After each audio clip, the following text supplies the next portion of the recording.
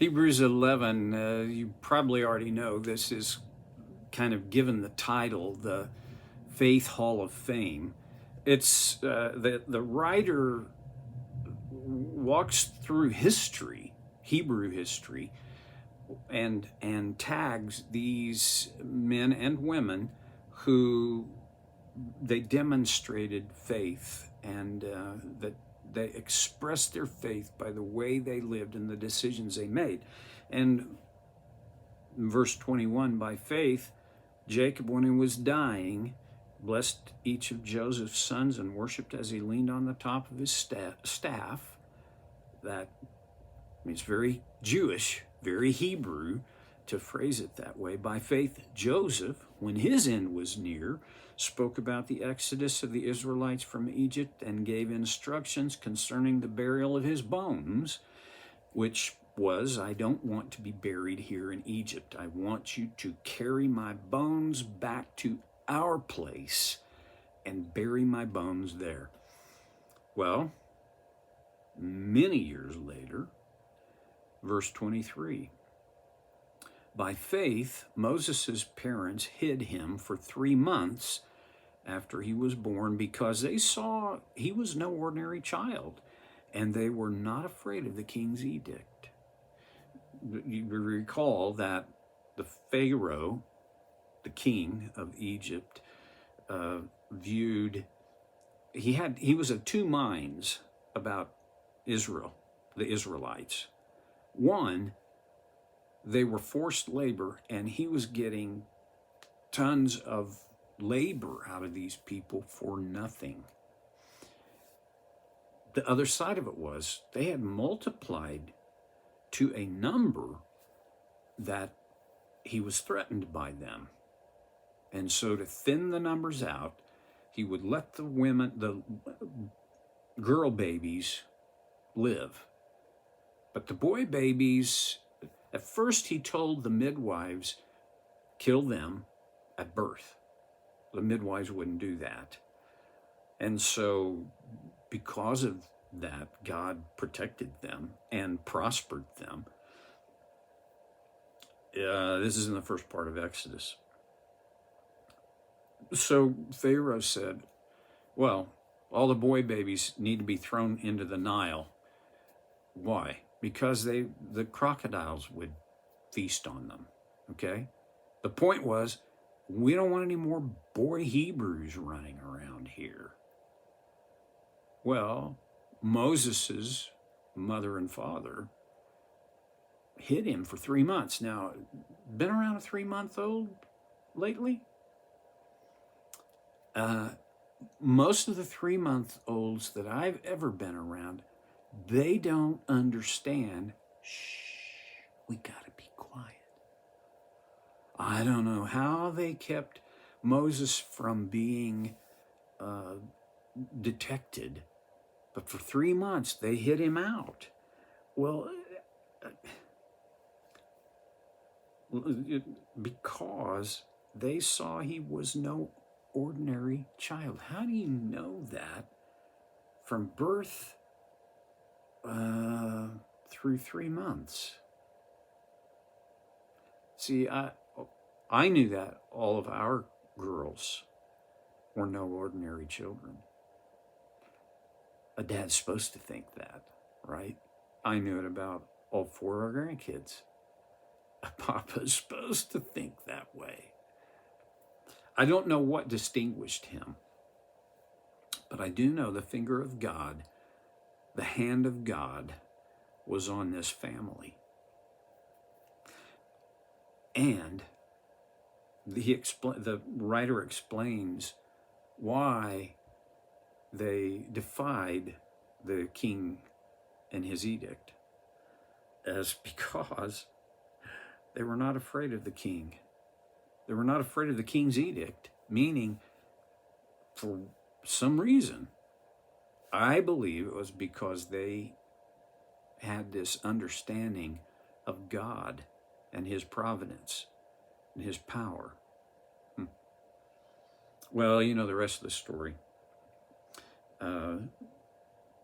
In verse 24, by faith, Moses, when he had grown up, refused to be known as the son of Potiphar's daughter. And I loved, used to be way back when I was a youth minister. I got to do junior church, and if you've ever volunteered in a church that has junior church, you know my situation was I had first through sixth graders all in one room, and the best thing I could do was tell them Bible stories. And I loved telling the story of Moses. I'm pretty sure you know Moses' mother took a basket made of reeds, and she painted and wrapped it with tar, essentially, so that it was water resistant, whether it was waterproof or not. It became a little boat. And so she did what the Pharaoh had commanded, but not in the way he had commanded. And this little basket boat that Moses was in floated down the Nile to where the daughter of Pharaoh was bathing, which really could mean she was taking a swim, or she could have been having her morning ablution, bathing herself at the bank of the Nile. And she heard the baby crying and sent her servants to find out. She saw the baby, and her heart was filled with compassion. I think it was a matter of love at first sight.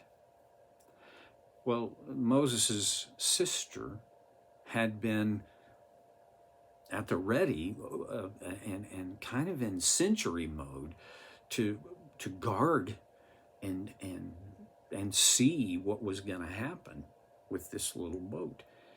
And so the Pharaoh's daughter had her servants draw Moses out of the water, which, by the way, that's where he got his name. It means drawn out of the water, Moses. And she took him as her own. And part of the fun part of the story is Moses' sister was there, and the Pharaoh's daughter said, "Do you know any Hebrew women who could nurse this baby?" And she said, "Yes, I do." And Pharaoh's daughter said, "Go get her. I want her to do this for this baby." Of course, the daughter went, and Moses' sister went and got Moses' mother, and she raised him until he was weaned, which was probably, in that culture, he could have been 5 years old before she weaned him completely. And then he was raised in the palace as the daughter of Pharaoh's son. And he grew up there. When he had grown up, he refused to be known as the son of the Pharaoh's daughter, which would have made the Pharaoh his grandfather. And in that culture, would have given him essentially unbounded advantage and favor. In verse 25, he chose to be mistreated along with the people of God rather than to enjoy the fleeting pleasures of sin. Some translations call that the temporary pleasures of sin. Well, at age 40 actually, he was out among the Israelites, and he saw a Egyptian taskmaster beating an Israelite. And he stepped in and he murdered that taskmaster, buried him in the desert, and hoped that he'd gotten away with it. After all, he was only protecting one of his people. Sometime later, he encountered two Israelites fighting one another. And he stepped in to separate them and end the argument. And one of them said, "So what are you going to do? Kill me like you killed the Egyptian?" And he knew in that moment it was not a secret anymore. And as much favor as he might have had, being the grandson of the Pharaoh, he knew he couldn't stay there, so he got out of Dodge or Ramses or wherever he was living at the time. And he left. He ran away.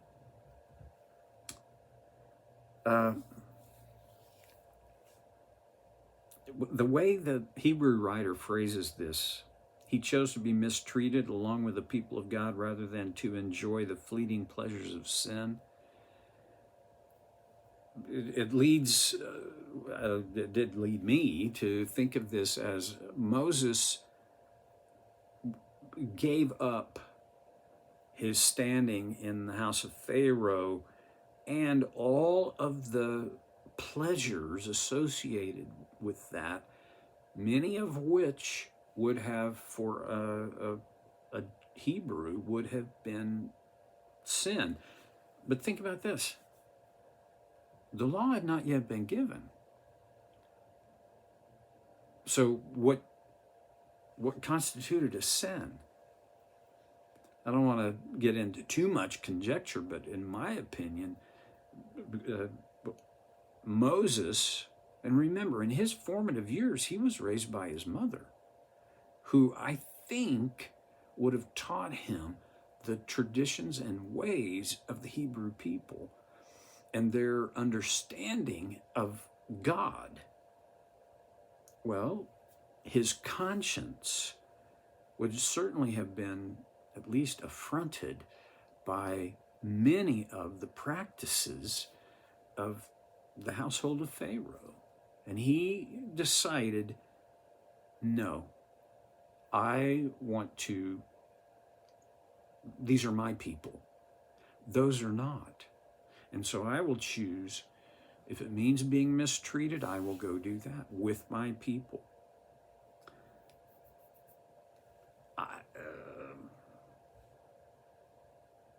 He goes on and he says he regarded disgrace for the sake of Christ as greater value than the treasures of Egypt, because he was looking ahead to his reward. Now, there are a few problems with just seeing that as literal history. Well, one of the problems is not that this didn't happen. It did happen, and it happened in that way. But what the meaning of it was and the motivation for Moses's choices and behaviors, I'm not sure in the moment that I'd be willing to say Moses, well, first of all, he regarded disgrace for the sake of Christ. Moses didn't even know there was a Christ. But in retrospect, as we look back into history and we realize that what Moses did, he did because of his regard for God. And without knowing Christ, that was consistent with one who values and treasures Christ. He knew that this thing with Christ is greater value than the treasures of Egypt. Again, I come back to an aspect of my own experience. I too easily forget that. I too easily forget that Christ is my ultimate treasure. He's more of a treasure than anything I could do or be acknowledged for or accumulate here. And the writer goes on to say he was looking ahead to his reward. I don't do that often enough. Well, okay, we got to pick it back up next time on So Care with Stevie Boy.